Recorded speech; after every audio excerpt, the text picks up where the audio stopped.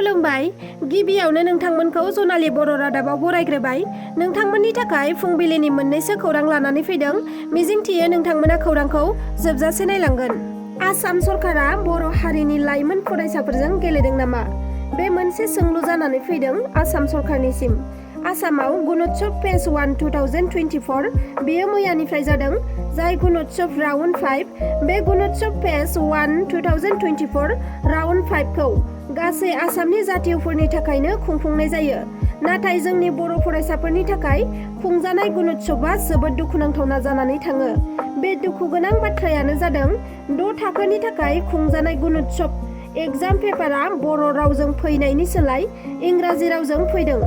मोनथिनो मोननाय बायदिब्ला मैयानि खुंजानाय गणोत्सवआव 6 थाखोनि मेथ्स आरो साइन्स साबजेक्टआ बर' रावनि पेपार फैयालासिनो इंराजि सोदोबजों लिरनाय पेपारसो फैदों। जाय पेपारनि थाखाय बर' बिजोंनि फरायनाय फरायसा आरो फोरोंगिरिफोरा जोबोद उसुबिदा आरो खस्थ'आव गोग्लैनो गोनां जादों। जायखौ लानानै बर' थुनलाइ आफाद आरो बर' फरायसा आफाद एबसु आरो गोबां माहारियारि आफादफोरा गिखांनाय आरो दुखु मोननाय फोरमायथिदों। जाय जेंनाया दिनै बिटिआर गोजोन गोरोबथा जानानै थांखांनायनि उनावबो नुजाथिदों। बेबादिखौ नोजोर होयोब्ला बर' हारिखौ गादबनाय आरो फोजोबस्रांनायनि लामायाव फैनायखौ नुहुरो। मानोना बे गणोत्सवआव बर' बिजोंजों फरायनाय बर' फरायसाफोरनि एग्जाम पेपारनि थाखाय थांनाय 2023 मायथाइनि आगस्ट दाननि 29 खालारै आसामनि गिबि मन्थ्रि डक्टर हिमन्त बिश्व शर्मा बिथांजों बर' थुनलाइ आफाद, बर' फरायसा आफाद एबसु लोगोसे बर'नि माहारियारि आफादफोरा ज' जालायनानै बे गोदान बोसोरनि 4 जानुवारियाव खुंजानाय बर' बिजोंनि फरायसानि थाखाय इंराजिखौ दाजाबफानो मोननाय नङा होनना 14 पइन्टनि सायाव सावरायनानै जोबथा पइन्टसिम बेवहायनो सावरायखादोंमोन बिथांमोनहा। जेराव बर' साबजेक्टआ 100% थागोन आरो असमियानियाबो 100% थागोन। नाथाय इंलिश साबजेक्टआ थायोब्लाबो गासै साबजेक्टनि सोदोबा इंराजिजों लिरजानाय जानो मोना। बे सावरायनाय समाव सरकारा गनायदोंमोन आरो बेनि उनावबो बिथांमोनहा 2023 मायथाइनि डिसेम्बर दाननि 4 खालारैबो आसामनि सोलोंथाइ मन्थ्रि डक्टर रनज बेग' बिथांजोंबो बेनि बागै सावरायहैदोंमोन। नाथाय बे सावरायलायनायावबो मैयानि खुंजानाय गणोत्सव एग्जामा इंराजि रावजों जागोन होनना बिथाङा फोरमायाखै होनना बुंथिदों बर' थुनलाइ आफादनिफ्राय। नाथाय बिथांमोनहा सिगाङाव डक्टर हिमन्त बिश्व शर्मा बिथांजों सावरायखानाय लेखा एग्जामखौ बर' आयदानि सोंनाय पेपारखौनो फैगोन सानदोंमोन। जेब्ला इंराजि रावजों फैनायखौ नुयो अब्लासो बिथांमोनहा गिखांनाय मोनदों आरो सोमोनांदों होननानै फोरमायथिदों। बेनि अनगायैबो 9 थाखोनि जि बिमानि राव बड' साबजेक्ट बेनि जि एग्जाम पेपार बड'नि सफैनो हादों बेबो गासै हांखोआनो गोरोन्थि गोजा होनना बिथांमोना फोरमायथिदों। आरो जुदि गासै बानामानो गोरोन्थि जायोब्ला फरायसाफ्रा माब्रैहाय बुजिनानै फिननायखौ होगोन? बे मोनसे सोंलु जानानै फैदों बर' थुनलाइ आफाद आरो एबसु बर' माहारियारि आफादनिफ्राय। आरो आसाम सरकारा बर' हारिनि फारसे बर' रावखौ फोजोबस्रांनायनि खैसार सादोंना गुबुन रोखोमै मेसेज होनो नागिरदों होननाबो सोंथि सोंदों आसाम सरकारनिसिम। आरो 2023 मायथाइनि 29 आगस्ट दानाव जि सावरायलायदोंमोन बे सावरायलायनायनि उल्थायै आसाम सरकारा मानो बेबादि हाबाखौ मावदों होननाबो थोंजोङै सोंथि खालामदों बर' थुनलाइ आफादनिफ्राय। जाय जाथायखौ बर' थुनलाइ आफादनिफ्राय समग्र शिक्षानि mission director Om Prakash IAS बिथांजों मेसेजजों सावरायलायनायाव बिथाङा थोंजोङै सरकारनि दारै जादों होनना फोरमायथि हरदोंमोन। बेनि उनाव बिटिआरनि सोलोंथाइ बिफाननि डाइरेक्टर जगदीश प्रसाद ब्रह्मखौ ओम प्रकाश आइएस बिथाङा बुजायनोसो थिनहरदोंमोन। जाय जाथाया जाथावैमोन बे जाथाया जानानै थांबाय। नाथाय इयुनाव जाहाथे फैबाय थानाय समफोराव जेंना गैयाजासे सोंलु पेपार बर' रावजों फैनांगौ होनना गोख्रों दाबि खालामदों बर' थुनलाइ आफाद आरो फरायसा आफाद माहारियारि आफादनिफ्राय। आरो जुदि बे दाबिखौ सरकारा गनायनानै लायाब्ला साननो गोनां जासिगोन होननाबो गोख्रों हुमखि होदों आसाम सरकारखौ।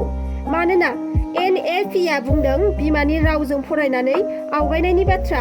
नाथाय गुबुन फारसेथिं आसाम सरकारा बिनि उल्था खामानि मावबाय थानायखौसो नुनो मोनदों होननाबो बिथांमोनहा फोरमायथिदों।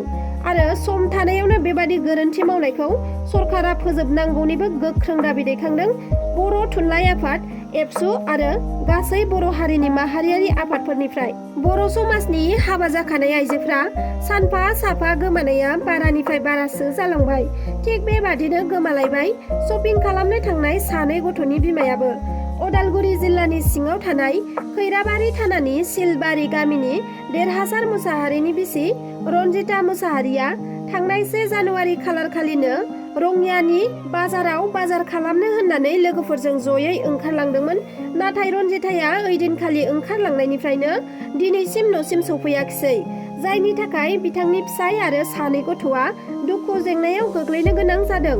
फिसाया फोरमायथिनाय बायदिब्ला जेब्ला देरहासार मुसाहारिया रन्जिता एबा गावनि बिसिखौ बाजारनिफ्राय फैफिननोसै समाव फन खालामदोंमोन, अब्ला बिसिया बाजारनिफ्राय न' फारसे थांनो ओंखारबाय होनना बुंहरदोंमोन आरो रङियानि प्लेटफर्माव दसे थाथ'नाय खोथाखौबो फिसायनि सिगाङाव फोरमायथिना लाहरदोंमोन। बेनि उनाव सफैया गोबाव जानायलाय फिसाया बिसिखौ नैथि खेब फन बुबावदोंमोन, नाथाय अब्ला मबाइला सुइच अफ जाबायमोन होनना फिसाया फोरमायथिदों आरो ओइदिनखालि ओंखारलांनाय साननिफ्रायनो रन्जितानि मबाइलाबो सुइच अफ आरो मानसियाबो न'आव सफैयैया दिनैसिम सानबा जाबाय, जायखौ लानानै फिसाया सानब्लाबो सानस्लाबनो हायि जानानै फैदों। फिसाया मैया खौरांनि गेजेरजों बिसि रन्जिताखौ फैफिननो थाखाय खुथार खुथार खावलायहरदों।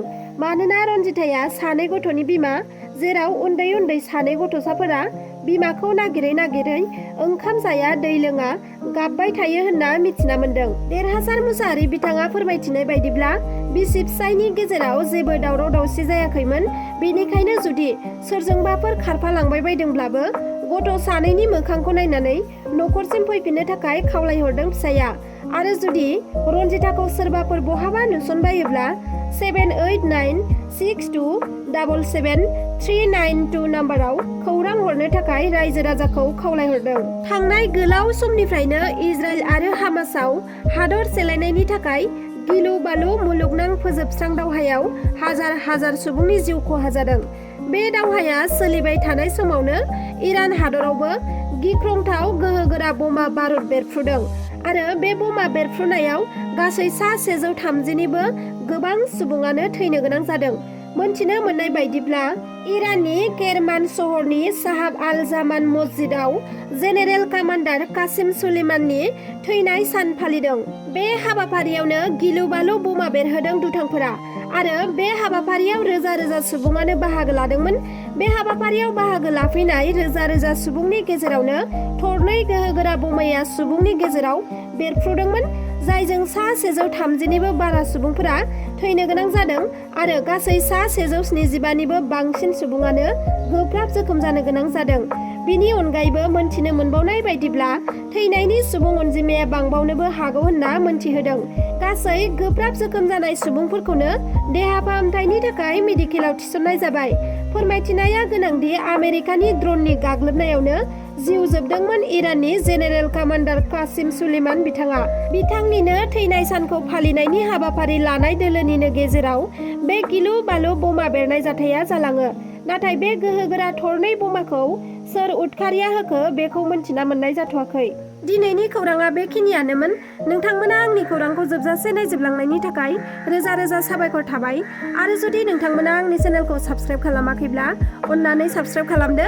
लोगोसे लाइक, शेयार, कमेन्ट खालामनो दाबाव। एसेनोसै, गोजोन्थों।